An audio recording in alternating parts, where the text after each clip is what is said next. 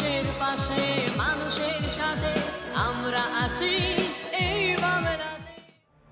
আপনারা দেখছেন সংবাদ শিরোনাম। দেখলেন তো অনেক কিছু, এবার দেখুন নতুন কিছু। এবার কোচবিহারে মিলবে মালয়েশিয়া টুইন টাওয়ার দর্শন। টাকাগাছ বিবেকানন্দ ক্লাব ও ব্যায়ামাগারের এবারের পুজোর থিম টুইন টাওয়ার।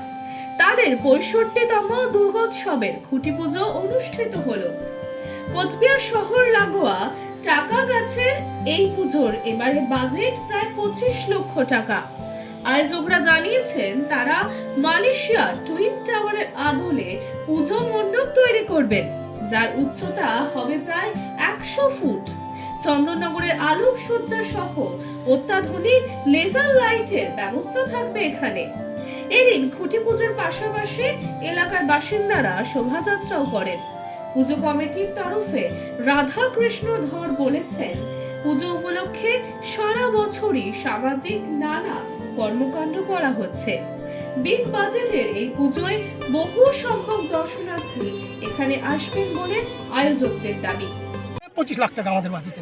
আচ্ছা, 25 লাখ টাকা। পুজো উপলক্ষে আপনারা কি কাজ করছেন? আমাদের এবার কাজ করছি, রক্তদান শিবির কিছুদিন আগে করা হলো, গাছ লাগানো এই ব্যবস্থা করা হলো, তারপরে হচ্ছে জল ভরে জল যাতে নষ্ট না হয় সেই ব্যবস্থা করা হচ্ছে, প্লাস্টিক যাতে ইউজ না হয় সেই ব্যবস্থা আমরা করতেছি। প্যান্ডেল সেই ব্যবহার করবো না, এটাই করবো আমরা। আপনারা কবে থেকে পুজোর প্রস্তুতি নিচ্ছেন? আমরা প্রস্তুতি 1 বছর থেকে আমরা প্রস্তুতি নিচ্ছি। আমরা মালয়েশিয়া টুইন টাওয়ার কবে থেকে তৈরির কাজ শুরু হবে? তৈরির কাজ শুরু হয়ে গেছে আমাদের। এর মধ্যে মিস্ত্রি আসবে, বাইরে যে প্যান্ডেল ডেকোরেটর সে বাড়িতে কাজ শুরু করে দিয়েছি। আচ্ছা, এখানে কবে থেকে সেটা হবে? এইখানে এই 15 তারিখ থেকে কাজ শুরু হবে। কোথায় শিল্পীটা কোথাকার? শিল্পী হচ্ছে শামুকতলা শিল্পী, উনি বাইরে থেকে আসছেন, উনি শামুকতলায় উনি থাকেন। উনি আচ্ছা, এবার তো টাকা গাছে দুটো বিগ বাজেটের পুজো আর কি, বাইরে থেকে কতটা দর্শনার্থী আসবে বলে মনে করছেন? দর্শন আকৃতি যখনই আপনার সাংবাদিক ভাইরা পৌঁছে দিয়েছে বা মিডিয়া যুগ বা যে মোবাইলে যেখানে পৌঁছে দিয়েছে আকর্ষণ, বাইরে থেকে আমার দোকানের আশেপাশে শিলিগুড়ির লোক, বাইরের লোক, কলকাতায় আমি গিয়েছিলাম, কিছুদিন আগে গুয়াহাটিও গিয়েছিলাম, এই ছবি দেখে সব উপস্থিত হয়েছে, বললো না এই প্যান্ডেল খুব ভালো হবে বলছে।